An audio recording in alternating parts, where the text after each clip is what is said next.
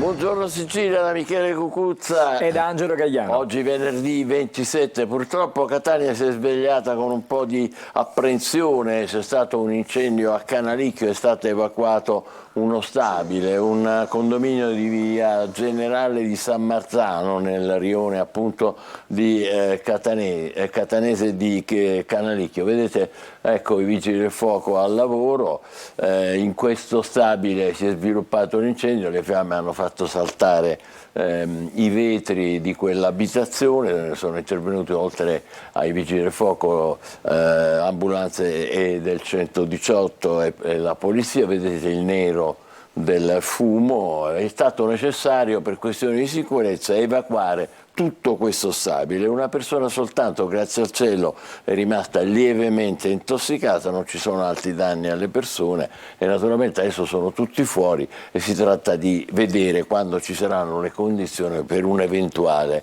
rientro in abitazione. Via San Generale di San Marzano, il luogo dove è avvenuto questo incendio qualche ora fa. Adesso veniamo alle altre notizie di attualità, lo scontro in particolare interno al Tribunale di Milano sul caso delle alleanze tra le tre mafie. Come sapete il GIP, il giudice delle indagini preliminari, che poi decide gli arresti oppure no, li respinge, eccetera, ha respinto 142 richieste di arresti su 153, praticamente gli ha demolito un'indagine che era costata anni e anni di lavoro alla direzione distrettuale antimafia, che ha fatto ricorso al Tribunale del riesame con 1100 pagine di documenti, sostenendo naturalmente che questa federazione, questa alleanza tra mafia, camorra e 'ndrangheta esiste e gestisce gli affari milanesi. Vediamo. Siciliana e in particolare Matteo Messina Denaro avrebbero avuto interessi diretti negli ingenti affari finanziari realizzati in Lombardia dal sistema mafioso lombardo. Lo scrive senza mezzi termini il PM della DDA di Milano Alessandro Cerretti nel ricorso al Tribunale del riesame presentato dopo che il GIP Tommaso Perna ha bocciato 142 delle 153 misure cautelari richieste dalla Procura, non riconoscendo l'esistenza di una sorta di federazione tra le tre mafie Cosa Nostra, 'ndrangheta e camorra.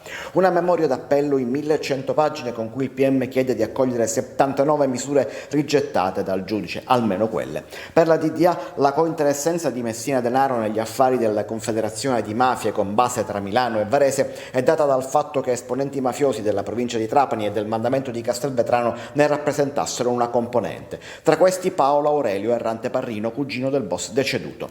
Gli inquirenti riportano intercettazioni con reiterati riferimenti a Messina Denaro che per il PM sarebbe stato colui a cui inviare o dal quale ricevere ambasciate anche per la soluzione dei conflitti che nascevano.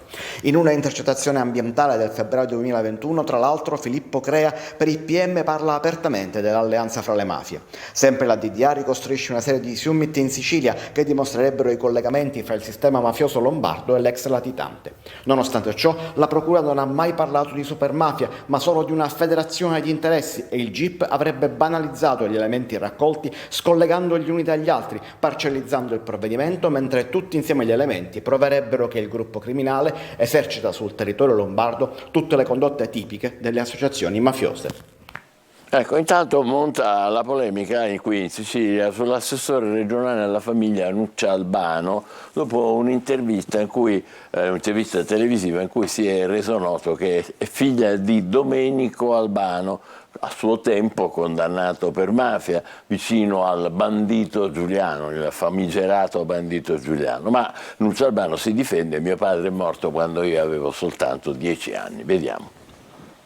Scoppia la polemica a Palermo dopo la diffusione delle anticipazioni della prossima puntata di Report con una intervista all'assessore regionale alla famiglia Nuccia Albano, nominata nella giunta Schifani sin dall'inizio in quota DC Nuova di Totò Cuffaro. Si tratta di un ex medico legale che è stata attesa dalla giornalista del programma TV fuori da una scuola dove si teneva una manifestazione pubblica allo Sperone.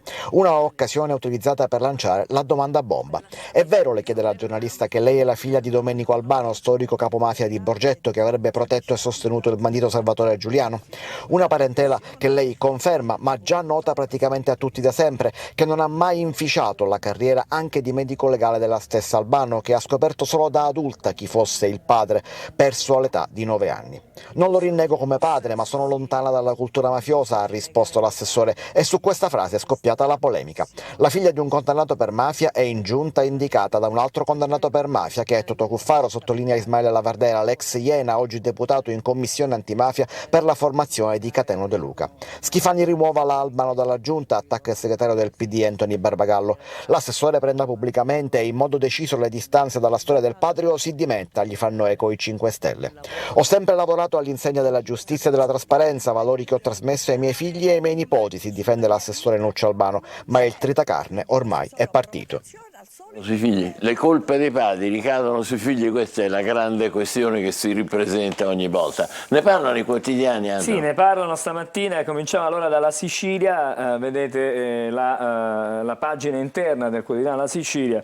Bufera sull'assessore Albano: è figlia di un boss, le opposizioni si dimetta, lei non rinnego mio padre, ma distante dalla mafia. Il caso dopo le anticipazioni per l'appunto di questa intervista a cui faceva riferimento di Report. E allora, sempre su questa pagina interna della Sicilia, ritorniamo a quello che è diciamo la vicenda di cui ci stiamo occupando stamattina, non solo sulla Sicilia ma anche sulle pagine diciamo dei quotidiani nazionali, quanto accade alla Procura di Milano, dove ci sono spaccature, dove ci sono praticamente in questo momento delle tensioni. Sono i quotidiani nazionali come Repubblica che parla proprio dello scontro in tribunale. Milano, i PM contro il GIP che nega la mafia, ci vuole riportare indietro di 30 anni. Quel giudice non comprende che non siamo di fronte ad un fenomeno statico, ma in evoluzione. Questo è quello che scrive Repubblica, e anche il giornale stamattina parla della vicenda mafie a Milano, fango sul GIP, ha usato il copia e incolla, l'accusa al giudice che ha demolito l'inchiesta DDA, divide le toghe, e poi c'è il caso Apostolico, il CSM sta con la difende, la difende. Questo diciamo per fare riferimento ai servizi con cui diciamo, abbiamo aperto stamattina il nostro Buongiorno Sicilia. Adesso andiamo alla prima pagina della Sicilia di Catania. Abbiamo già visto, abbiamo parlato dell'assessore figlia del boss, e poi ancora un'inchiesta del quotidiano sul cronista ragusano: ammazzato per i suoi scoop, spampinato un cold case in un contesto pieno di ombre. Quindi è una vicenda che il quotidiano La Sicilia stamattina ripropone. Poi ci sono i fatti non solo nazionali ma anche quelli locali. Giorgetti frena, la bozza è da rivedere, parliamo della finanziaria, no? Sulle pensioni la Lega della battaglia, Forza Italia contro l'aumento della cedolare sui fitti brevi, ma intanto l'Italia invecchia, nascite ancora in calo, curva giù da 15 anni, una situazione che nel nostro paese non accenna diciamo, a cambiare assolutamente senso di marcia. Attenzione alla fotonotizia che adesso andiamo a vedere. Prepararsi al decollo sul caso aeroporti sollevato dalla Sicilia, interrogazione del Movimento 5 Stelle al ministro Salvini, chiarezza sulle anomalie, Lampedusa, ecco le carte che inchiodano il manager schifaniano. Quindi ancora sviluppi, nuovi sviluppi. Poi il richiamo a quanto abbiamo detto, così Cosa Nostra preparava il patto con la Camorra e l''Ndrangheta, quindi la Sicilia punta l'attenzione all'inchiesta. A cui non crede il GIP di Milano. Il GIP di Milano dice che non è diciamo, una cosa organica.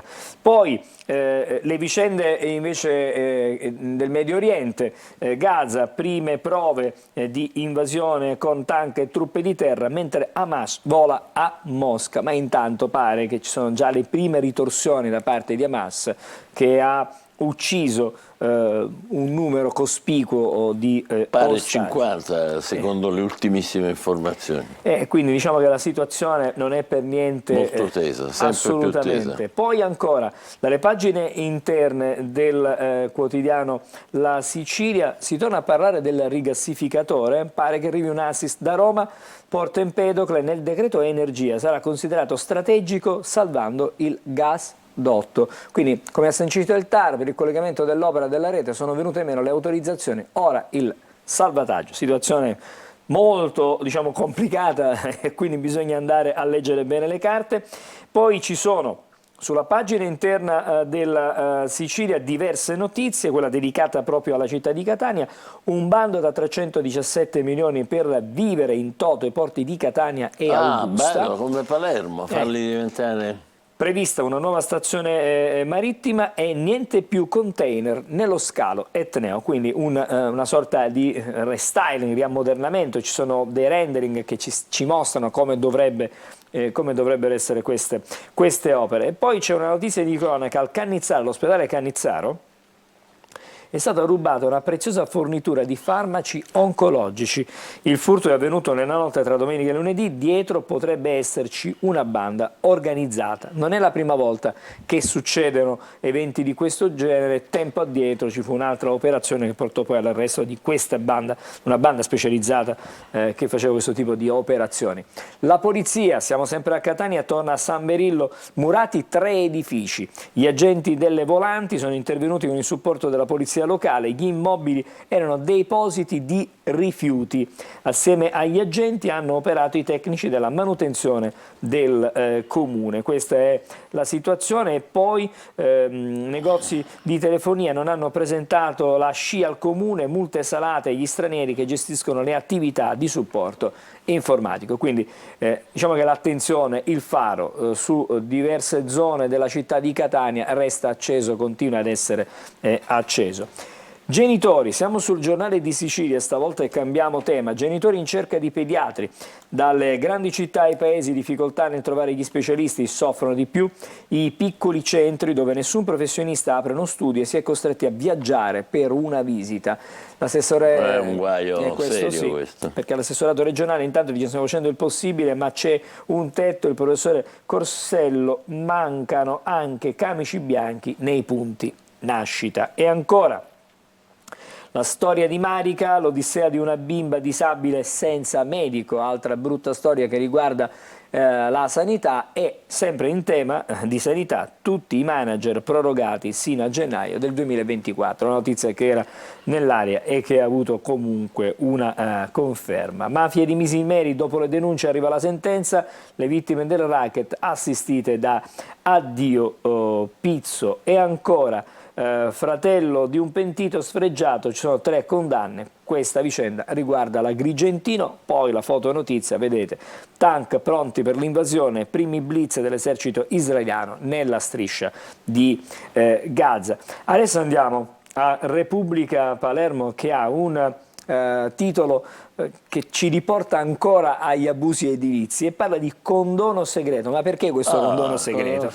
L'emendamento avanzato da Fratelli d'Italia e sostenuto dall'intero centrodestra viaggia spedito verso l'aula dell'Ars. L'idea di evitare il giudizio palese potrebbe disinnescare eventuali posizioni dissidenti nella maggioranza e nell'opposizione. Cosa significa?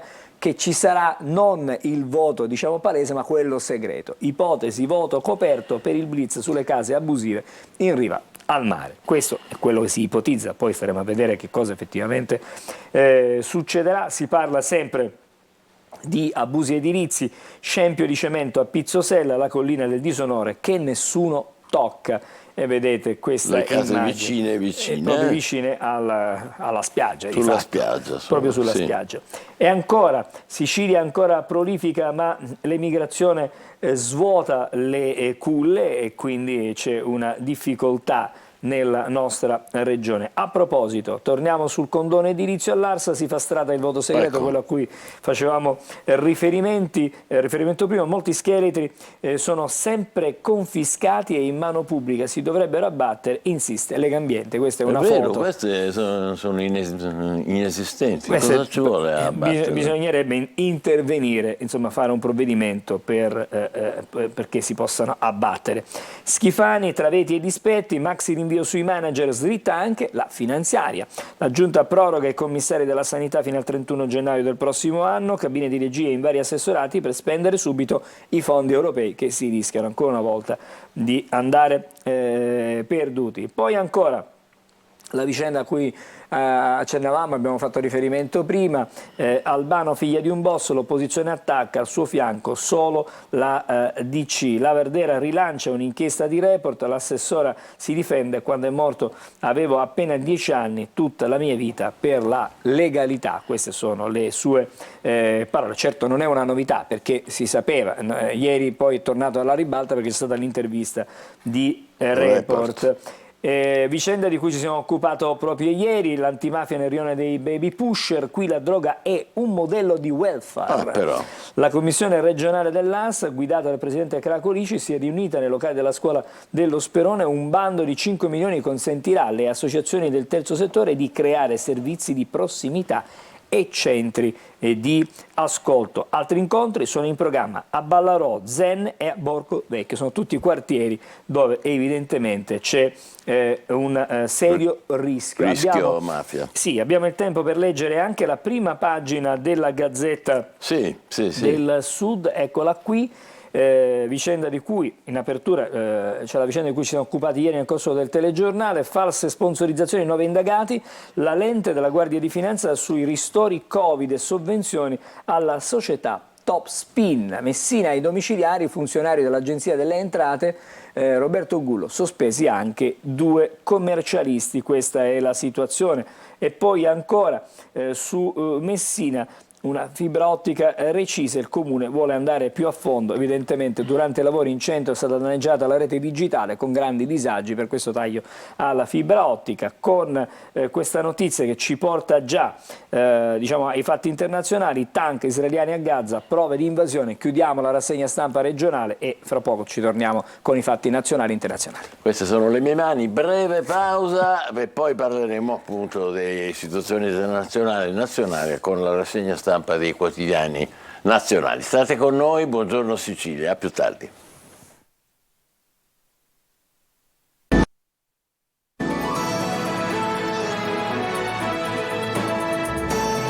Buongiorno Sicilia, da Michele Cucuzza ed Angelo Gagliano. Proseguiamo con la rassegna stampa dei quotidiani nazionali. Sì, ripartiamo, lo facciamo con il Corriere della Sera, che ha una prima pagina che è davvero piena di notizie. L'apertura intanto, i tank a Gaza, uccisi 2 capi del terrore, l'Unione Europea, pause umanitarie, Hamas va invece a Mosca. Questa è la situazione. Poi c'è un approfondimento: la Russia pesa di meno, influenza globale. Questa è la riflessione che si fa all'inizio del nuovo conflitto in Medio Oriente. La Russia rideva sotto i baffi, non necessariamente quelli diciamo, di Stalin.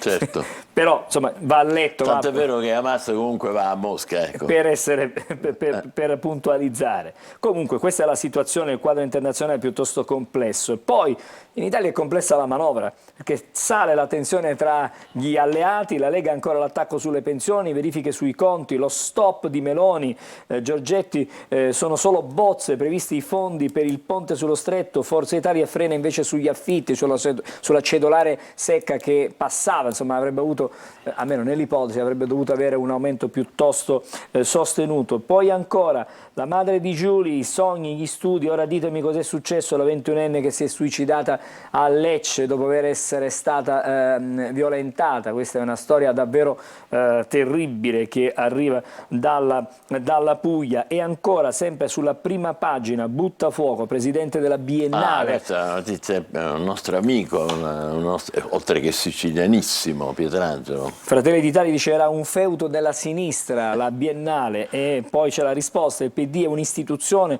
non uno scalpo da esibire, e quindi ci sono le schermaglie politiche. Con Buttafuoco possono stare tranquilli, sarà così sicuramente. E poi una cosa carinissima stamattina in prima pagina sul Corriere, la rinascita dei Beatles con la voce di Lennon, grazie alla tecnologia arriva l'inedito Now and Then. Pazzesco, mettono di nuovo John Lennon vivo? No, sì. grandioso. Avremmo dunque la possibilità di sentire questo inedito dei Beatles. Fisco dietro front di Meloni. Ecco, questo è importante. La legge di bilancio in prima pagina su Repubblica, titolo forte. La Lega punta i piedi sulla manovra, no a mettere le mani nei conti correnti della gente. Questo è il messaggio che arriva. Critica anche Forza Italia, la norma presente nella bozza, poi smentita da Palazzo Chigi. Ira della Premier, basta agguati, non mi faccio logorare. E poi sulle pensioni, taglio di 700.000 statali per 700.000 statali e si tratta su quota 103, quindi c'è un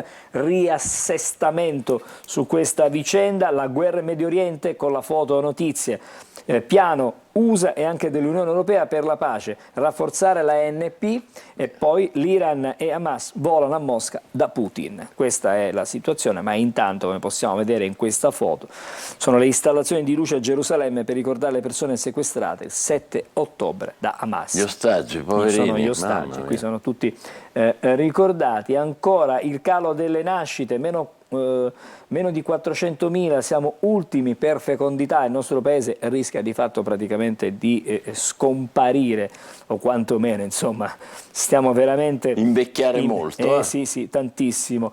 Incubo Chernobyl, suicida l'eroe che salvò la centrale, una storia davvero tormenti interiori, toccante, certo. Sì, tantissimo. Biennale a destra, arriva Buttafuoco, intellettuale divisivo.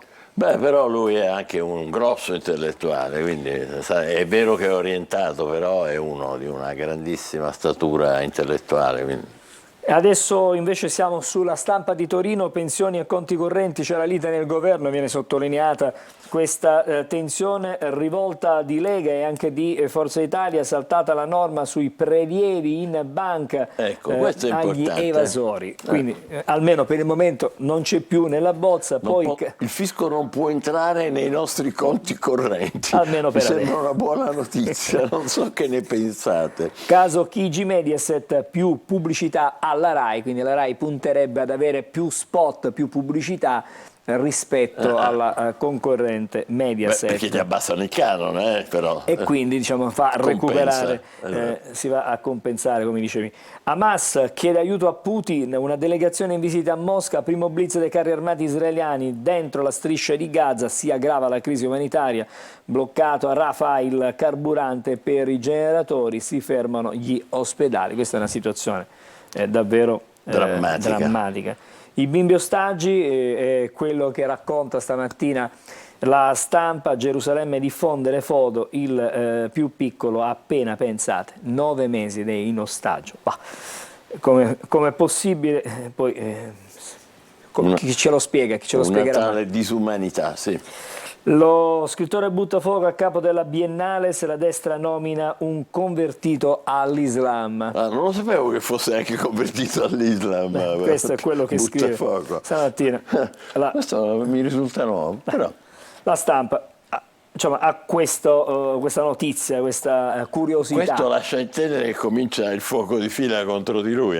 Allora. Adesso siamo su Avvenire.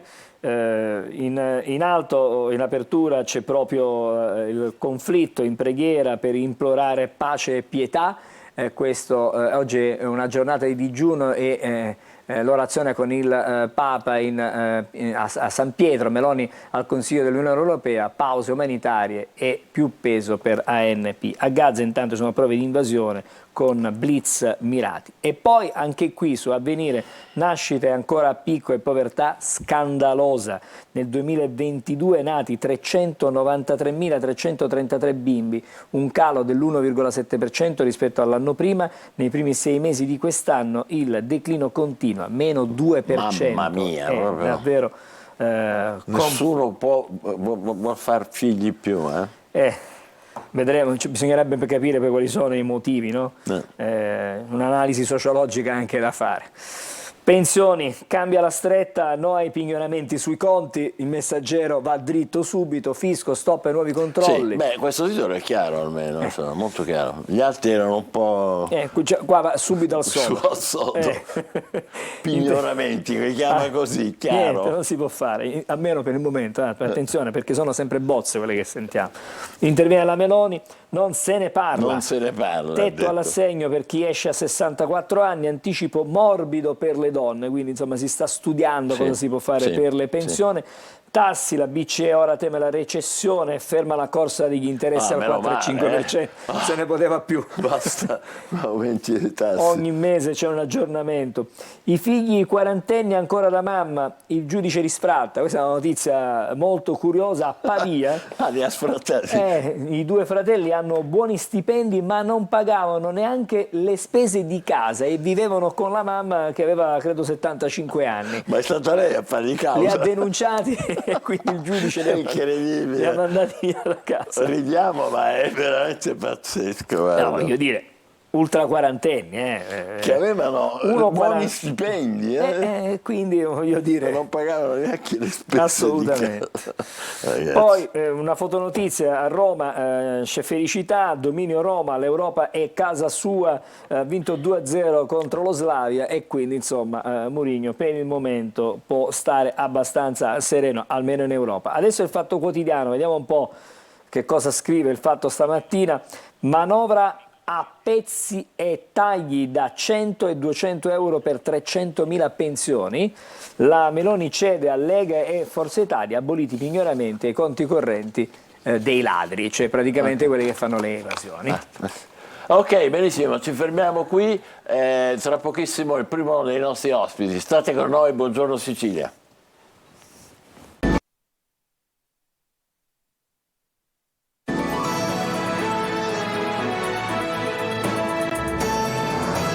Buongiorno Sicilia, abbiamo un ospite, siamo molto lieti di averlo con noi, Sergio Parisi, assessore allo sport e ai fondi comunitari del Comune di Catania.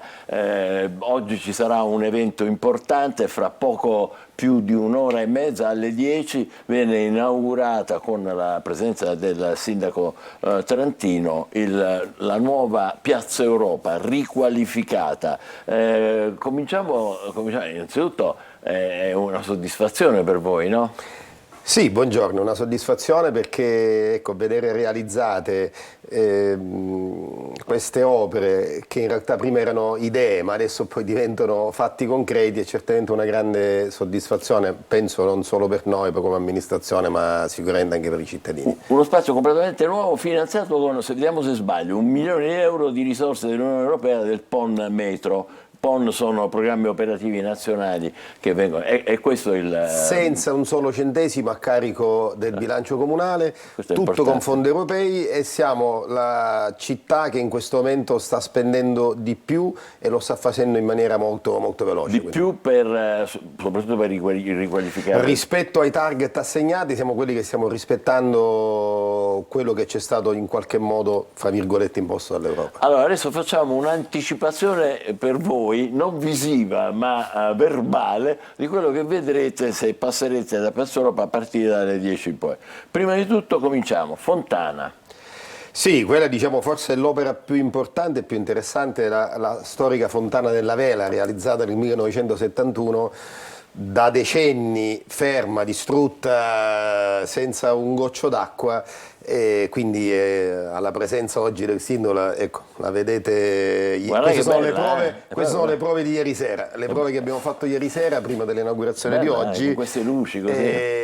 Sì, molto bella, carica di significati, no? La rigenerazione di questa fontana, quindi ecco, ne siamo veramente fieri e contenti. Bene, e accanto avete potuto vedere, poi se rimettiamo l'immagine si vede la ripavimentazione. La piazza è stata interamente ripavimentata. Ecco. Dotata soprattutto adesso di telecamere, da ieri sono già attive le telecamere che controlleranno tutta la piazza, così come tutte le piazze che abbiamo rigenerato e che rigeneremo nel programma del Catania Spazio Sport, quindi un'attenzione naturalmente anche alla sicurezza e speriamo che i nostri concittadini, quelli più discoli, non... E avete guardato il verde, anzi lo avete rimesso anche un po' a posto, no? Sì, è stato rigenerato il verde, poi sono state installate le attrezzature per i bambini, così come la piazza sotto, la piazza Sciascia, e anche le attrezzature, diciamo, ginniche per fare attività sportiva all'aperto nel triangolo che segue la piazza. E l'illuminazione è, voglio ricordarlo per naturalmente i catanesi lo sanno benissimo, ma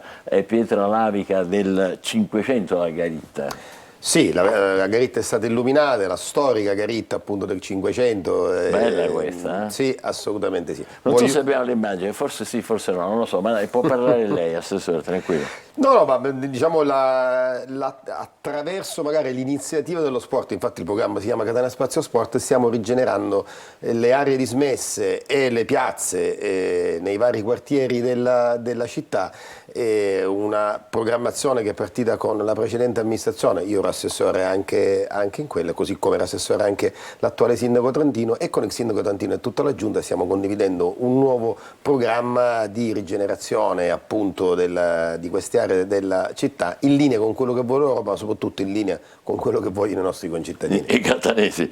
Stiamo parlando di Piazza Europa che viene inaugurata perché viene restaurata completamente stamattina alle 10, comprese panchine smart, è vero, compresa elettrica, importantissimo per i ragazzi per ricaricare telefoni, tablet, eccetera. Sì, questa panchina ha svariate funzioni, può ricaricare i tablet, può ricaricare i telefonini, è totalmente autoalimentata perché è dotata di pannelli fotovoltaici e ti permette anche di ascoltare la musica con il Bluetooth. Le abbiamo installate nelle varie piazze, anche nella piazza Sottoli in piazza Sciascia, una novità, ecco, che speriamo che i nostri concittadini sapranno preservare. Sono le panchine smart?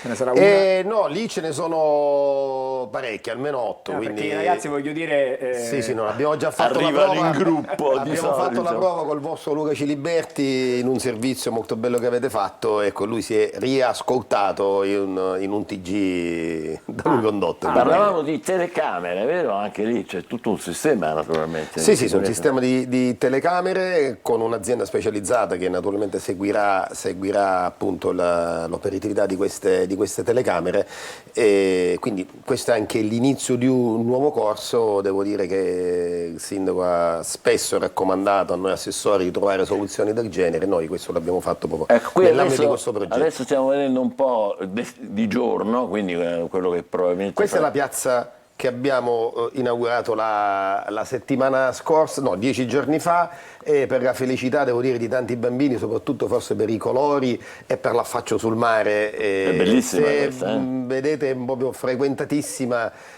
soprattutto dai più piccoli. Questa era un'area totalmente degradata, un'area che i catanesi si erano anche un po' dimenticati, quindi anche questa è stata rigenerata con fondi comunitari, sempre fondi del Pommetro, ed è stata davvero molto molto apprezzata, e di questo ne siamo contenti. Ed è rimasta così, perfetta, non è che da qui in 10 giorni non abbiamo subito atti vandalici, e devo dire che gli stessi catanesi la stanno preservando. Io spesso passo da lì, abito lì vicino, e parlando proprio con le mamme, qualcune di loro mi fanno sapere che stanno facendo un po' da sentinelle perché vogliono mantenere questo bene. Perché questo è importante quello che dice Assessore, cioè poi alla fine quando le cose funzionano, sono belle, sono rinnovate eccetera, i primi difensori sono i cittadini, non è vero che c'è questo vandalismo diffuso, ecco. Il contrario secondo me. Cioè, assolutamente sì, e vi dico che poi... c'è più coscienza, probabilmente perché adesso con cadenza quasi settimanale stiamo consegnando queste aree e queste piazze, quindi c'è più coscienza da parte dei nostri concittadini, soprattutto delle mamme e dei papà che portano i bambini e capiscono quanto sia importante preservare quest'area. Lo stesso fate con Piazza Nettuno, è vero? Stessa cosa con Piazza Nettuno, lì purtroppo abbiamo avuto un problema con l'azienda, però la direzione delle politiche comunitarie si è subito attivata rispettando i tempi, diciamo, di legge, e con ogni probabilità fra una decina di giorni ripartiranno i lavori anche lì. E qui lì con aziende diverse. Sarà uno spazio per fare sport, per dare spazio ai bambini. Lo spazio, diciamo, rigenerato con un po' con la stessa filosofia, abbiamo chiamato questo progetto Catania Spazio Sport, e lì, come vedete, già l'80% del progetto è stato di fatto realizzato, l'installazione delle appunto attrezzature per i bimbi, per i più grandi, ma anche le panchine, quindi anche diciamo, se lì qualcuno ha provato in maniera, diciamo, del tutto le attrezzature che erano già di presenti. cantiere, diciamo, la voglia probabilmente di vivere questi spazi all'aperto è tanta che magari qualcuno si intrufola dentro e aspettate, se non ecco, magari diciamo in camera Caritate, ma se non fatti vandali, dici pazienza, Assessore, non manca molto, speriamo, possiamo dire ce la no, farete. le ripeto, stiamo andando bene in tutte le altre piazze, avete visto piazza Beppe Montana, San Giovanni Calermo col playground, il campetto da calcio, le attrezzature, come diciamo prima, le panchine smart, e sta andando bene in piazza Santa Maria Suletrice, nel cuore di Cibile, anche questa molto apprezzata dalle mamme, dai genitori, e il Parco Santa Maria Teresa di Calcutta. Nelle prossime settimane consegneremo il Villaggio Sant'Agata, un'altra area molto bella nel cuore del Villaggio Sant'Agata, con campetti da calcio, attrezzature sportive, al Viale Bummacaro la stessa cosa, a Montepo la stessa cosa, quindi diciamo una visione che, ripeto, la stanno condividendo i cittadini, e abbiamo, diciamo, questa percezione che i nostri concittadini vogliono preservare tutte queste strutture. Poi ci sono anche le attrezzature sportive, vi anticipo che lunedì consegneremo lo storico campo Duca d'Aosta, e anche questo, diciamo, è un impianto che soprattutto i nostri piccoli calciatori stanno aspettando da tempo, è stato totalmente rigenerato in erba sintetica, lì siamo riusciti ad aggiudicarci un bando con Sport e Periferie, quindi insomma una visione che parte un po' dallo sport, ma sicuramente una visione che tocca tanti ambiti. Ed è la conferma di quello che dicevamo prima, i cittadini, chiunque, quando vede che c'è da parte dell'amministrazione una cura, un'attenzione e anche una programmazione per migliorare le cose, poi comincia a avere cura lei stessa, mentre viceversa quando vede che c'è l'abbandono, dall'abbandono nasce altro abbandono. Lo so, purtroppo su questo dobbiamo fare gli sforzi, e tengo anche a sottolineare il lavoro che ha portato avanti la direzione delle politiche comunitarie, con in testa proprio l'ingegnere Finocchiaro, che sta capitanando una squadra straordinaria, e con questa squadra spesso noi interroghiamo anche con il sindaco, perché appunto spesso lui viene da noi in direzione per seguire quello che stiamo facendo, e vi assicuro che c'è davvero tanto entusiasmo, e questo entusiasmo poi si traduce in questi risultati. Camposcuola, Michele, scusi, Camposcuola Picanello, che diciamo è stato restituito, ha visto già la partecipazione, ci sono diverse gare che si stanno disputando, la partecipazione anche degli studenti che ritrovano uno spazio per la città, perché Camposcuola ha dato, insomma, ha fatto allenare grandi campioni. Lo storico Camposcuola, anche questo rigenerato con fondi del e c'è la piazza però che là è un po', là bisogna intervenire in quella piazza delle università. Pian pianino cercheremo di arrivare comunque. Avete visto anche con lo stadio, abbiamo fatto gli straordinari per consegnare lo stadio in tempo utile per la prima partita di campionato, e devo dire, adesso, considerato quello che accade in Serie C con campi chiusi, partite rinviate, diciamo, lì sicuramente abbiamo fatto una bella figura. Speriamo che i risultati ci aiutino anche ad esaltare il nostro stadio. Torniamo a Piazza Europa, che sarà inaugurata con questo suo nuovo restyling alle 10 di stamattina. Una cosa che interessa a me, ma interessa ormai tantissimi catanesi e non solo, per i monopattini avete predisposto anche la ricarica, vero, nella per i monopattini e per biciclette, le stazioni, diciamo, di ricarica, e queste le stiamo prevedendo in tutte le piazze. Diciamo che ormai la bici elettrico, il monopattino elettrico stanno davvero prendendo piede, è il caso di dirlo, e quindi ecco, una stazione di ricarica magari in quei 10 minuti di relax è certamente utile. Perché, ripeto, è una cosa diversa dal bike sharing che sta in qualche modo sta prendendo piede grazie al lavoro che sta facendo la MTS, ma quello è diciamo, il bike sharing, la possibilità, ecco, di prendere la bicicletta. E la pista ciclabile come va, Assessore? La ciclabile sta andando, i lavori stanno camminando in maniera assolutamente spedita, e siamo arrivati già sino all'Istituto Nautico con la posa in opera del tappetino in asfalto. Nei prossimi giorni partiremo con la posa in opera invece della resina, la resina quella speciale rispetto a quello che era stato fatto precedentemente, diciamo era una semplice vernice, quindi sarà messa in opera la resina, e voglio ricordare che questa pista ciclabile si allungherà quindi attraverso questi lavori sino al confine con Aci Castello, quindi avremo una pista ciclabile a norma Villini a Mare, dove arriva? fino a dopo, certo, la strada di Villini a Mare, sì. E quando pensate lì che si possa riuscire? Entro l'anno sarà consegnata. Manca pochissimo, ce la facciamo? Assolutamente sì. È molto importante. Il tempo anche ci sta aiutando sicuramente. Sì, è vero. Sì. Crea problemi da qualche parte e da qualche altra. Troppo sì, poi ecco, un tempo del genere, sì, sicuramente da tempo non l'avevo visto. Le facciamo i complimenti naturalmente all'amministrazione, al sindaco che ci saluterà, anche perché poi più tardi sarà il nostro ospite alle 14.30 a Telecolor sull'altra rete. Intanto godetevi, voi che siete in ascolto, Piazza Europa questa mattina rinnovata, a partire dalle 10 ci sarà l'assessore, il nostro ospite, e ci sarà naturalmente anche il sindaco trentino. Complimenti, a presto e buon lavoro. Allora adesso facciamo una breve pausa, tra poco altri ospiti. State con noi, buongiorno Sicilia. Un saluto e ben ritrovati con le previsioni di Trebi Meteo. Nella giornata di venerdì sull'Italia transiterà un'altra perturbazione atlantica che coinvolgerà soprattutto il centro, il basso versante tirrenico e il nord-est, portando piogge, acquazzoni e temporali. Sulla Sicilia avremo una giornata per lo più soleggiata, infatti avremo condizioni di bel tempo prevalente su tutta l'isola, con temperature che andranno localmente anche aumentando, specie sui versanti ionici della regione, per effetto delle correnti di libeccio che soffieranno sempre piuttosto sostenute. Infatti proprio tra il Catanese e Siracusano si potranno anche raggiungere punte vicine ai 30 gradi. La tendenza poi per la giornata successiva, quindi nel corso di sabato, vedrà questo flusso di correnti umide occidentali atlantiche interessare sempre i versanti tirrenici e occasionalmente anche la Sicilia. Infatti il comparto nord della regione trapanese vedranno una maggiore presenza nuvolosa, ma comunque il clima rimarrà asciutto ovunque e con temperature sempre al di sopra delle medie nei valori massimi. Ma per maggiori dettagli sulle vostre località continuate a seguirci sull'app di Trebi Meteo. A me la cipolla non piace. Meno male. Fatelo a casa, buonissimo.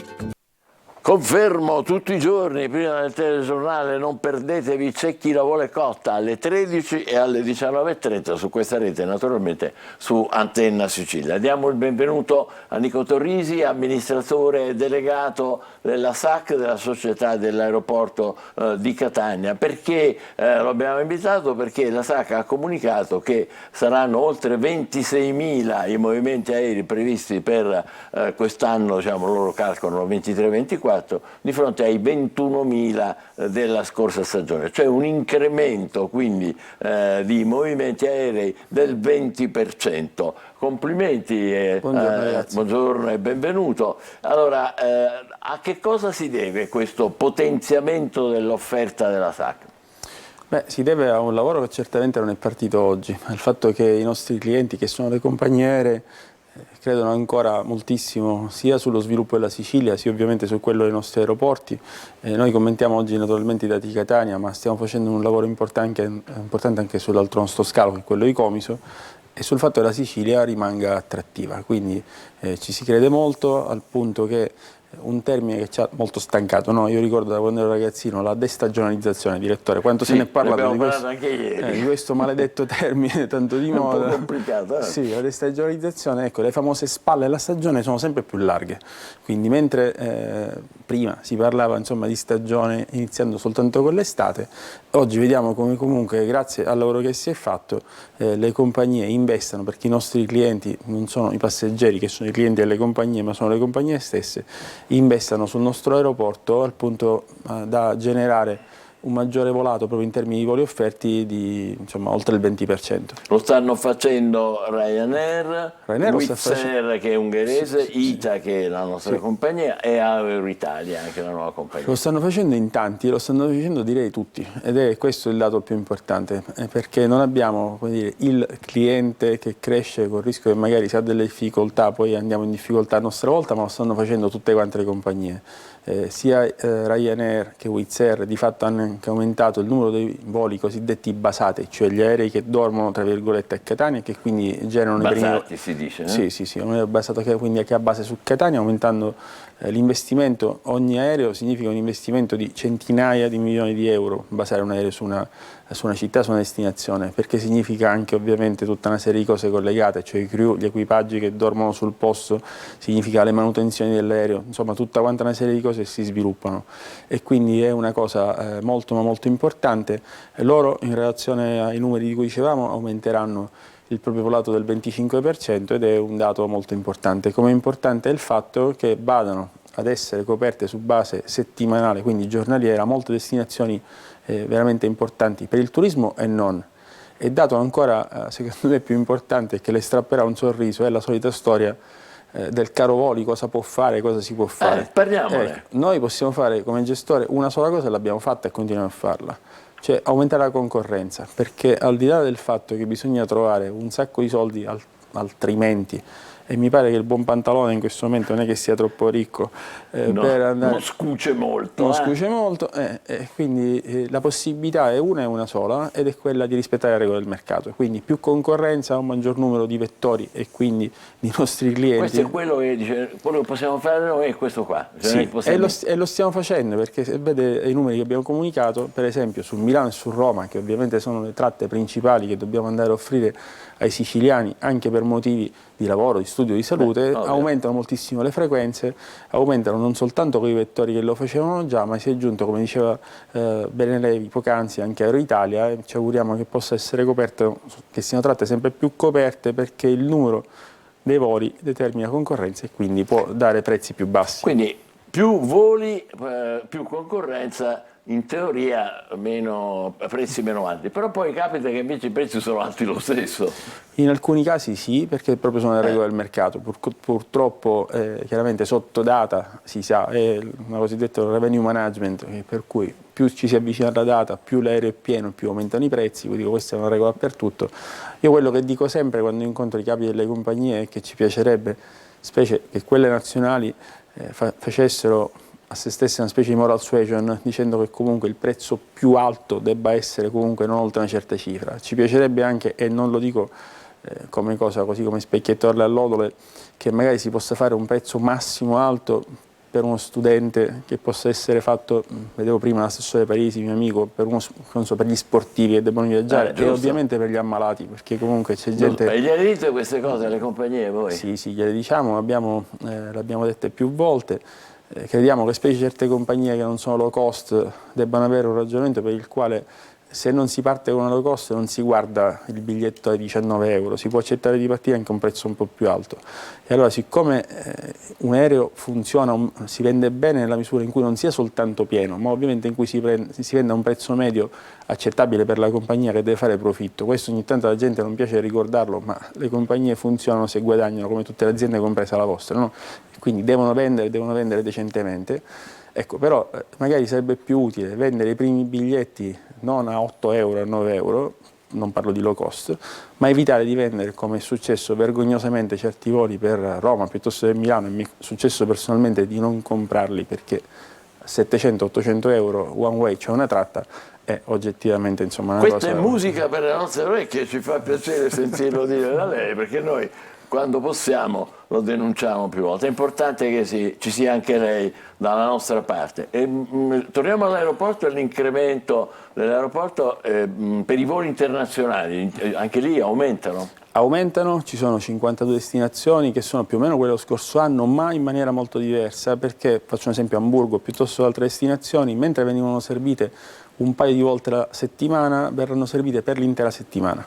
Quindi ci saranno voli giornalieri su molte destinazioni, e quindi per questo dico che è una cosa importante anche a livello turistico, e lo dico anche detto ai lavori dalla parte turistica. Noi abbiamo avuto una stagione, direttore, straordinaria, ci sono stati numeri sensazionali. Io credo che Siracusa, per esempio, quest'anno per la prima volta, anzi tolgo il credo, sono certo che Siracusa per quest'anno per la prima volta supererà il 1.000.000 di turisti, e così come loro. Ho fatto un esempio di Siracusa che comunque è cresciuta tanto, ma tutto il resto della Sicilia, sia dalla parte centro-orientale sia da parte centro-occidentale, perché comunque si è andato bene da tutte le parti, cioè è stata la Sicilia attrattiva e ovviamente gli aeroporti fanno la propria parte anche in mancanza di alternative, perché noi ricordiamo sempre a noi stessi di essere molto, ma molto, come dire, seri e composti e di prenderci poco sul serio, sì, perché fra l'altro non è che noi si abbia tutta questa concorrenza, glielo dico, da una parte dovrei essere egoisticamente contento come amministratore delegato al più importante aeroporto, non abbiamo grossa concorrenza, ma da siciliano consapevole, dispiaciuto, perché sappiamo pure che per i prossimi almeno 5 anni concorrenza ne avremo poca, perché purtroppo le ferrovie sono quelle che sono. Le autostrade ce le ricordiamo e nei momenti delle crisi le hanno viste molto male anche tutti i passeggeri che hanno vissuto il disagio di essere collegati con autostrade pietose.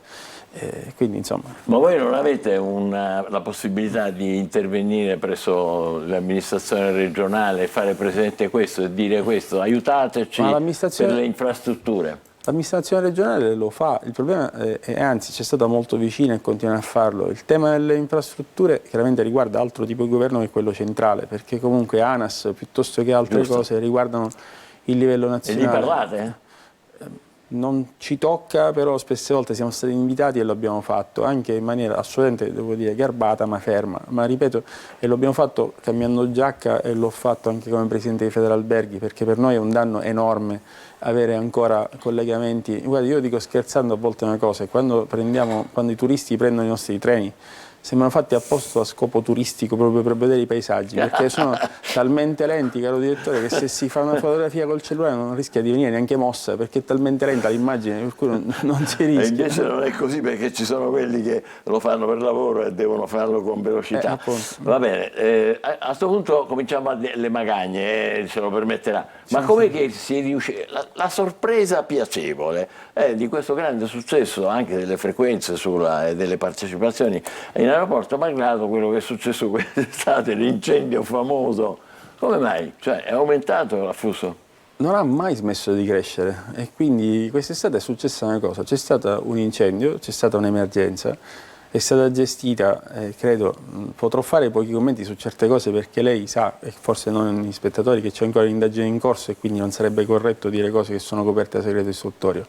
Ma certamente dico che noi abbiamo fatto la nostra parte, che l'impianto, si sono dette tante sciocchezze, proprio lo dico con chiarezza, molte sciocchezze. Gli impianti hanno funzionato, sono state fatte le cose correttamente, si è addossato al gestore troppa responsabilità rispetto a cose che del gestore non erano, perché sono responsabilità di chi erano? Di chi fa i contratti viaggio, sono delle compagnie aeree, caro direttore, perché se lei fa un viaggio con una compagnia è la stessa che le deve garantire il collegamento da un aeroporto piuttosto che un altro. Noi ci siamo fatti carico di costi importanti che non erano nostri, d'accordo con ENAC, per cercare di alleviare i disagi dei passeggeri. Per esempio con gli autobus? Certamente, poi se l'autobus ha un impianto, dico una fesseria rispetto a polemiche che ci sono state, che ho sentito, ha un impianto che si guasta o il motore si sfascia, non credo sia colpa del gestore, come non credo certamente, in onestà, e me ne darà atto, sia colpa del gestore se lo stato delle autostrade è quello che è, perché certo non le facciamo noi. Noi ci siamo fatti in 4 consapevolmente, scusandoci dei disagi che certamente erano generati non da colpe nostre, ma restando l'aspetto buono di questa cosa, che è quello a cui lei è partito, la crescita non si è mai interrotta. Questo è un non si è dato. mai interrotta, nonostante il disagio che in quei giorni c'è stato anche nella mia città come in altre, perché è stato un periodo complicato, eravamo sommersi a spazzatura, non c'è stata per giorni, cioè, sono stati momenti complicati. Io ricordo, turisti arrivavano arrivavano, lo voglio sottolineare, perché non è che non sono arrivati, arrivavano in ritardo, con disagio, ma arrivavano perché sono arrivati quasi tutti, e poi magari trovavano la città senza acqua, senza luce, cioè, è stato un periodo complicato e certamente una bella immagine non si è data. Ma non è che lei adesso sta tirando una sciabolata a Sindaco Trentino perché, no, non ci penso perché Trentino ha chiesto le dimissioni del vertice dell'aeroporto? No, non credo lo sia. Ricordo male o è successa questa cosa, direttore? No, nessuna sciabolata, assolutamente no. C'è un rapporto istituzionale col sindaco e sul serio è lungi da me l'idea di fare polemica. Lo dica lei, No, assolutamente no. Tra l'altro, ripeto, fortunatamente certe previsioni che erano state fatte da certuni sono state sbagliate. Ricorderà, come si disse, avremmo avuto da anni che la gente arrivava solo perché erano già stati comprati i biglietti. tutto falso, smentito dai fatti, quindi non le nostre chiacchiere. L'aeroporto continua a crescere, maciniamo record sul record e presentiamo una winter season dove non c'è mai stata. Vabbè, non le chiedo nulla per quanto riguarda le indagini della magistratura, perché ovviamente sono riservate e lei non potrebbe dirci nulla, però le chiedo l'ultima cosa per quanto riguarda l'inchiesta Barresi, come l'abbiamo soprannominata noi, quella sulla quotidiano La Sicilia, il monopolio dei servizi di terra negli aeroporti siciliani di ASC Handling. E lì gli sviluppi ci sono. Oggi leggiamo sul quotidiano La Sicilia di un'interrogazione a Salvini che chiedono chiarezza sulle anomalie che ci sono. La Filt CGIL nazionale chiede a sua volta chiarezza su, dice testualmente, favoritismi e conflitti di interesse. I conflitti di interesse sarebbero tra questa società ASC Handling, che cura appunto i servizi di terra di tutti e 4 gli aeroporti siciliani, e l'ente controllore ENAC. Vuole fare un commento su questo? Lo faccio volentieri per chiarire come stanno le cose, che tra l'altro, come scrive lo stesso Barresi, non ci riguardano. Questo lo dico così come premessa chiara. È libero di dire sì? No, dico te sì, lo faccio volentieri perché chiarisco una cosa anche in termini alle dimensioni dell'Handler. SC Handler arriva a Catania dopo aver ottenuto la propria licenza a Palermo, insomma con cose che sono state ricostruite peraltro e quindi non sto a riprendere. Non è certamente il monopolista perché è uno dei tanti o dei 4 handler o dei 3 handler che ci sono in aeroporto. Credo tra l'altro sia il più piccolo, quindi questo scanso di equivoci, perché ce ne sono altri molto più grandi. È l'handler che è subentrato a un altro che si chiama GH e che ha preso in gestione i servizi per ITA, quindi per la compagnia di bandiera. Non è il monopolista, non lo è da noi, non lo è altrove. Le questioni che ho letto riguardano ovviamente insomma, questioni appunto con ENAC, quindi non sono ENAC, non ci riguardano. Da parte nostra abbiamo seguito invece con grande attenzione una cosa importante della quale la stessa CGIL con tutti gli altri sindacati ci ha dato atto, e cioè è stato quello del passaggio con una clausola sociale dei lavoratori da GH ad ASC. C'era una situazione di grande stallo e crisi, si rischiavano 30 licenziamenti, siamo intervenuti con ENAC, che ringrazio, per cercare di evitare che ci fosse macelleria sociale. Abbiamo chiarito che a noi interessassero 2 cose. La prima è la qualità del servizio, che comunque non andasse non solo a peggiorare, ma se possibile fosse anche migliorato. E la seconda appunto che non ci fosse macelleria sociale. Siamo riusciti a garantire i posti di lavoro perché tutto il personale che serviva ITA è passato dall'una all'altra compagnia. Le altre cose insomma riguardano altri, non certamente noi. L'ultima cosa, ci vuole dire un biglietto per salutarci, come vedremo l'aeroporto di Catania nelle prossime settimane, nei prossimi mesi? Nelle prossime settimane vedete una cosa molto bella a cui lei particolarmente tiene e che sarà una cosa che ci avvicinerà al futuro in maniera tangibile, quindi è una sorpresa che le farò e che spero di poterle dare in esclusiva la prossima settimana, quindi la lascio con questa cosa, però faremo una cosa infrastrutturale molto importante, io direi detonante, guardi, una cosa. Ma davvero? Sì, e ci lascia così? Io faccio il giornalista di mestiere. Lo so, però faremo una cosa sul serio importante verso il futuro, perché si era parlato, guardi, abbiamo finalmente ottenuto la via, o il via, insomma noi ci siamo ritrovati per 3 anni in attesa di ottenere quel verifica di impatto ambientale per una serie di progetti che dobbiamo realizzare, per i quali abbiamo aspettato 3 anni. Un paio di giorni dopo il famigerato incendio finalmente ci è arrivato il via da parte del Ministero dell'Ambiente, e quindi possiamo partire con una serie di investimenti molto importanti che non è che non facessimo perché non avessimo voglia di fare, ma perché non eravamo in condizioni, in termini procedurali, burocrazia, di andare a fare, per cui partiremo con i più importanti. Ma saranno infrastrutture intorno all'aeroporto, se ho capito bene? Sì, assolutamente, ha capito bene, però le piacerà tanto, quindi mi rinviterà. Una settimana ci dà. Promesso. Va bene, d'accordo, perché lei questa volta. Bene. Grazie a Nico Torisi, amministratore delegato della SAC, società dell'aeroporto di Catania. Adesso facciamo una breve pausa e poi parleremo d'altro. State con noi, buongiorno Sicilia.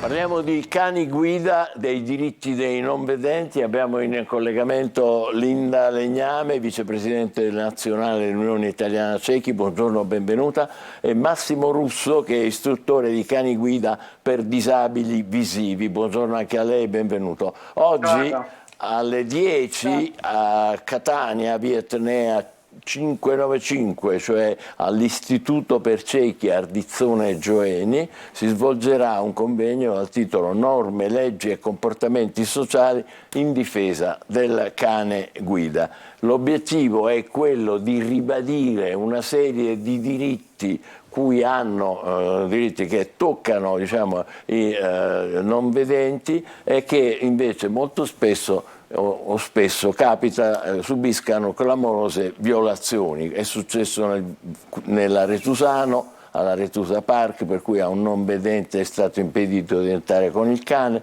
è successo a Palermo. A Palermo cosa è successo? Chi ce lo vuole dire? Mi sentite? Vabbè. Sì, lo sentiamo, buongiorno. Cosa è capitato a quei 2 turisti non vedenti romani a Palermo? A Palermo è successo che i cani ovviamente sono stati fatti entrare presso una struttura alberghiera nonostante i ragazzi non vedenti avessero effettuato regolarmente la prenotazione attraverso Booking e invece alla fine, quando si sono presentati in struttura, gli animali, il cane non è stato accolto e sono stati costretti a gironzolare per un po' per la città a trovare altre strutture, e solo l'intervento della struttura territoriale della nostra Unione Italiana Ciechi, ma anche l'assessore e quant'altro ha consentito di trovare a 2 ospiti romani non vedenti la giusta accoglienza. Però diciamo che quello della discriminazione dei cani guida è un fenomeno diffuso da nord a sud, molto probabilmente al sud forse perché i taxi vengono utilizzati di meno,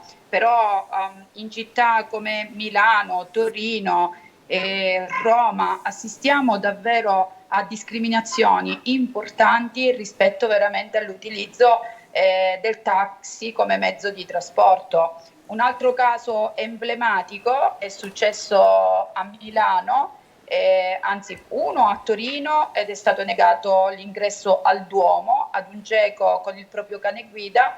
Non è stato consentita la visita al Duomo perché appunto aveva il cane guida. E un altro episodio molto increscioso è stata la partecipazione alla cresima di un proprio caro. La persona si è recata col proprio cane guida e il parroco ha impedito l'ingresso. Quindi diciamo che la discriminazione è a 360 gradi. È proprio a tappeto. Volevo chiedere una cosa a Massimo Russo, quanto è importante, facciamolo capire a tutti, i cani per i non vedenti, quanto rendono autonomi i cani non vedenti? È importante perché il cane già ha un ruolo fondamentale in tutte le famiglie che lo hanno, perché è un qualcosa di eccezionale. Quello che ha il cane guida è ancora molto molto più importante, perché oltre all'affezione personale che si può avere verso questi meravigliosi animali, c'è la necessità dell'autonomia, per cui fanno riacquistare la libertà e l'autonomia a chi l'ha perduta, in questo caso ai non vedenti, per cui questo ruolo fondamentale diventa indispensabile per il non vedente, questo ruolo di cane guida, ed è un rapporto molto molto forte. Ed è quello che farete vedere con una dimostrazione questa mattina a Catania, lì all'Istituto per Ciechi Ardizzone Gioeni, vero? Sì, faremo diciamo, questo ruolo del cane guida, saranno presenti parecchi cani conduttori col cane guida, anche noi come Helen Keller con i nostri cani in addestramento faremo una piccola dimostrazione su un percorso con degli ostacoli appunto montati appositamente per far vedere come il cane si comporta davanti agli ostacoli, ma la bellezza vera e propria saranno proprio i protagonisti, loro, i non vedenti con i cani guida, e le nostre famiglie affidatarie, Puppy Walker con i cuccioli, che hanno il ruolo di l'impegno di far crescere questi cuccioli nella maniera migliore possibile, perché poi verranno addestrati per diventare cani guida. Per cui oggi veramente una grande festa con tutta questa grande famiglia fatta di non vedenti con il cane, affidatari e istruttori. Dalle 10 in poi a Via Etnea 595, quindi manca poco meno di un'ora. Linda, la serie bianca in televisione su Rai 1 ogni giovedì fa vedere una poliziotta non vedente aiutata dal suo cane, è molto utile e molto importante per sensibilizzare l'opinione pubblica, anche perché le leggi ci sono, devono semplicemente essere rispettate, è così. E così più facciamo cultura, più sensibilizziamo. Tra l'altro c'è una proposta la 720 del 2022, di maggio 2022, di 23, che appunto tende a migliorare la legge esistente appunto sui cani guida. L'Unione Italiana Ciechi insieme al Centro Ellen Keller è impegnata con una serie di audizioni per mettere puntini sulle i su alcuni aspetti che ancora la legge limita, ma non è il problema del rispetto della legge o la sanzione che viene inflitta. Il caso del parco acquatico, infliggere 900 euro di sanzione, alla fine non è questo che va a incidere sulla sensibilità delle persone, ma è fare cultura sul comportamento sociale delle persone. Per questo l'audio purtroppo non è più perfetto, ci dispiace Linda, purtroppo. Adesso va bene? Sì, va bene. Adesso va bene. Quindi stamattina vogliamo curare non solo gli aspetti normativi della legge, ma anche i comportamenti sociali che determinano la discriminazione. Negare il cane guida significa mettere ai margini socialmente una persona che ha fatto un percorso importante per raggiungere quell'autonomia, quell'indipendenza, che viene immediatamente bloccato da un gesto immotivato, come potrebbe essere non entrare in questo posto, non ti accomodare in questo bar, non dormire in questa struttura. E quindi davvero dobbiamo puntare l'attenzione a livello culturale e sociale. Questo è molto importante, lo farete fra pochissimo all'Istituto per Ciechi Ardizzone Geni di via Etnea 595 a Catania. Vi ringraziamo per la partecipazione, ci avete fatto capire molte cose che probabilmente molti di noi non sapevano, io per primo. Grazie a Linda Legname e a Massimo Russo e buon lavoro per questa mattina. Grazie. E adesso andiamo subito da Marco Amato, che sicuramente sarà lì. Marco, oggi dobbiamo fare un po' le cose un po' rush, un po' veloci, eh? Marco, ci sei? Buongiorno, buon caffè. Buongiorno a tutti. Allora, che ci racconti? Vi racconto, come da tradizione, come ogni venerdì, che il weekend sarà sotto l'auspicio di una luna meravigliosa, una luna che si compie piena, ci sono i gradi di Ariete e Toro che la vedranno protagonista, una luna che esige moltissimo, proprio perché quando la luna si fa piena tutto è più chiaro e le energie fluiscono di più. Vedersi è la maniera ed è la logica con cui si esprime la pienezza della luna. Faccio presente che la logica astrologica vuole che il Sole e la luce siano identità. La luna le riflette, quindi distribuisce l'energia e la percezione di se stessi.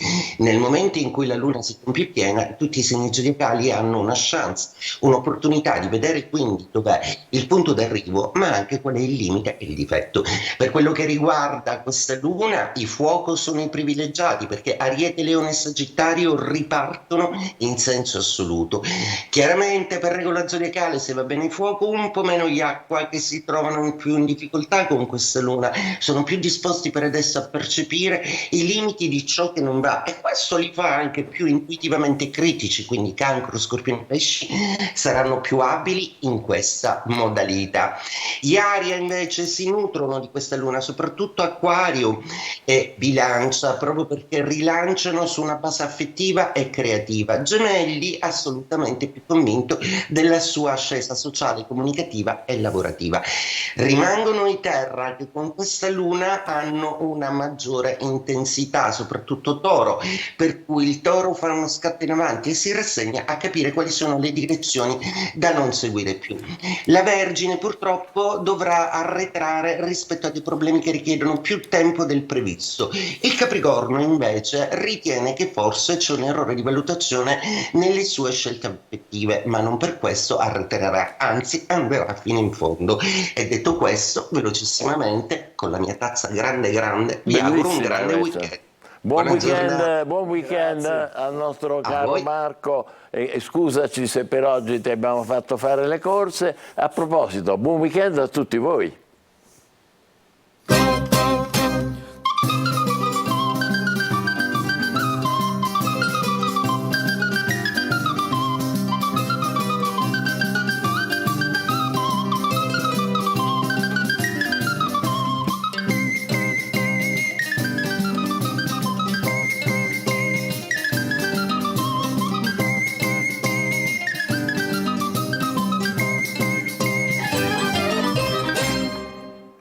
Buon weekend, la rubrica che propone i migliori suggerimenti per chi questo fine settimana vuole uscire e gustarsi un po' della nostra amata Sicilia. Cominciamo subito segnalandovi un appuntamento strepitoso in programma sabato 28 e domenica 29. Il maestro Riccardo Muti dirigerà l'orchestra del Teatro Massimo di Palermo nel Don Giovanni di Mozart. Da oggi fino a domenica 29 ottobre, se vi recherete a Castronovo di Sicilia, incastonato tra i verdi boschi dei Nebrodi, avrete l'opportunità di immergervi nel magico mondo del Castrum Food Fest. Qui sarete accolti da delizie culinarie e autentiche prelibatezze della tradizione locale. Da oggi, venerdì 27 a domenica 29, l'allegria e il buon cibo regnano anche a Petralia Sottana, incantevole borgo sulle Madonie. Qui si tiene la festa dei sapori madoniti d'autunno, un'opportunità per assaporare le specialità della zona, provole, funghi, castagne, grigliate, accompagnati da ottimo vino. Non mancano divertimenti per grandi e piccini. Una giornata di grande divertimento e musica eccezionale vi aspetta sabato 27 a Ragusa. Al teatro Donna Fugata sarà in scena Troppe Arie, uno spettacolo unico del trio Triochi, maestri da oltre un decennio nell'interpretare e rivisitare con un tocco clownesco brani della musica classica. Tornando a Palermo, da oggi a domenica 29, nello spettacolare scenario dell'Orto Botanico troviamo Zagara d'autunno, la mostra mercato di giardinaggio e florovivaismo promossa, ideata e organizzata dall'Università di Palermo. Per gli appassionati del gelato in tutte le stagioni, ecco un evento da segnare in rosso. Sabato 28 e domenica 29 in piazza Castelnuovo a Palermo si tiene lo Sherbet Festival, il festival del gelato artigianale, l'evento internazionale sul gelato più famoso al mondo. Sabato 28 e domenica 29 vi invitiamo al Teatro Garibaldi di Modica, dove va in scena un classico della prosa siciliana, L'Altalena di Nino Martoglio, con Tuccio Musumeci, Mirko Magistro e Guia Ielo. Ancora domenica 29 al Teatro Golden di Palermo comincia la stagione 23-24 di Nomos Jazz con il concerto di Rachel Zeta. E per concludere in bellezza, domenica 29 a Zafferana e Tenea si terrà l'ultimo giorno dell'Ottobrata zafferanese. Sarà una giornata dedicata alla celebrazione delle castagne e del vino. Buon weekend! Buon weekend davvero, Angelo, ma i Beatles nel weekend che fanno? Diciamo che si stanno preparando a un grande evento, perché stamattina un po' su tutti i giornali si parla di questo nuovo singolo che verrà recuperato. I Beatles ora e sempre, l'abbiamo già accennato durante la rassegna stampa, l'ultima canzone inedita del gruppo, Now and Then, esce il 2 di novembre. Pazzesco. L'aveva registrato, pensa, John Lennon a fine anni 70. Paul, George e Ringo ne avevano fatto un primo mix negli anni 90, ma solo la tecnologia di oggi permette la fusione, diciamo una sorta di miracolo, no? Beh, certo. Delle loro voci. Una cosa bella. Mixate e tornano i Beatles, grandioso. Che giorno è il giorno in cui... 2 novembre. 2 novembre, vabbè. Allora, lo sapevi che il 27 ottobre del 1782 è nato Niccolò Paganini, il massimo violinista di tutti i tempi, un altro tipo di musica rispetto a quella dei Beatles. La sua fama è legata alla frase Paganini non ripete, che si riferisce alle sue improvvisazioni quasi impossibili da replicare.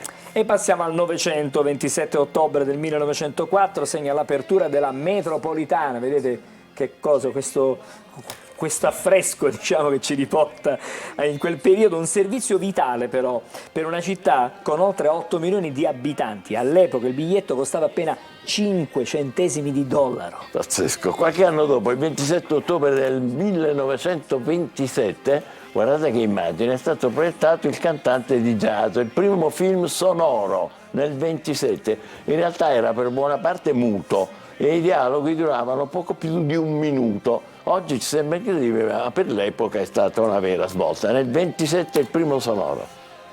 E proseguiamo, 27 ottobre del 52 è nato Roberto Benigni, gli facciamo gli auguri, icona versatile della cultura italiana, toscanaccio più celebre del cinema, ma anche appassionato recitatore di Dante. Nel 2007 è stato tra i candidati addirittura al Nobel per la letteratura per il suo contributo alla diffusione appunto della Divina Commedia. Tanti auguri Roberto! Roberto! Come ha detto Sofia Loren, no? 10 anni dopo, 27 ottobre del 1962, Enrico Mattei, questa foto è davvero emblematica, storica, è presidente dell'ENI, perse la vita in un misterioso incidente aereo in provincia di Pavia. Solo dopo 40 anni, nel 2003, fu riconosciuto come atto doloso, ma i responsabili rimasero sconosciuti. Sì. E siamo al 27 ottobre, ma del 1986 stavolta. I principali rappresentanti delle religioni di tutto il mondo si riuniscono ad Assisi su invito di Papa Giovanni Paolo II per un incontro di preghiere in nome di San Francesco, profeta della pace. Questo incontro diventa famoso come lo spirito di Assisi.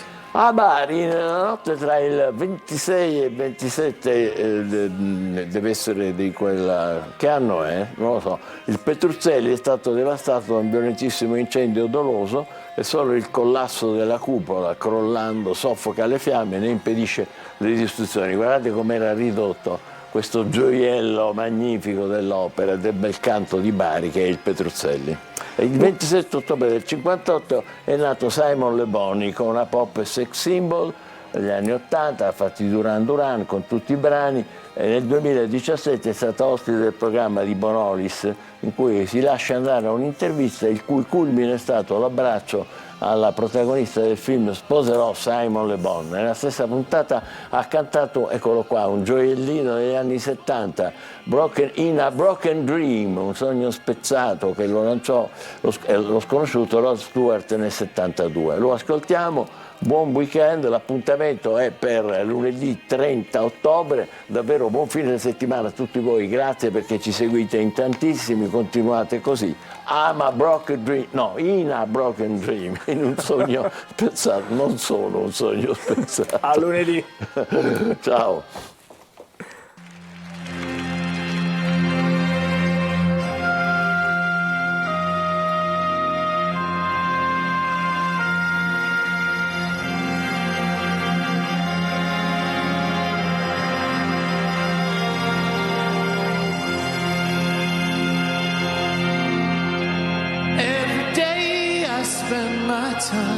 Drinking wine, feeling fine, waiting here to find the sign that I can understand. Yes, I am. In the days between the hours, ivory towers, bloody flowers raise their heads up in the air. I don't care if I ever know. Here I go.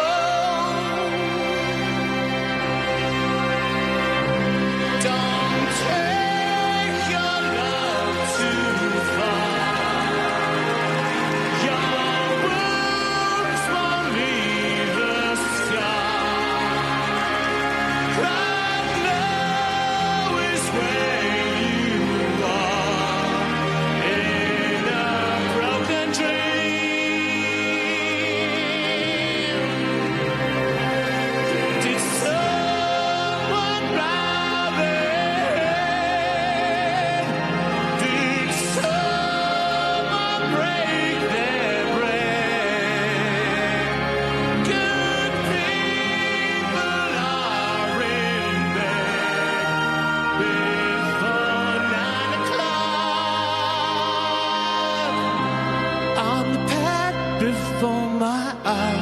paper cry.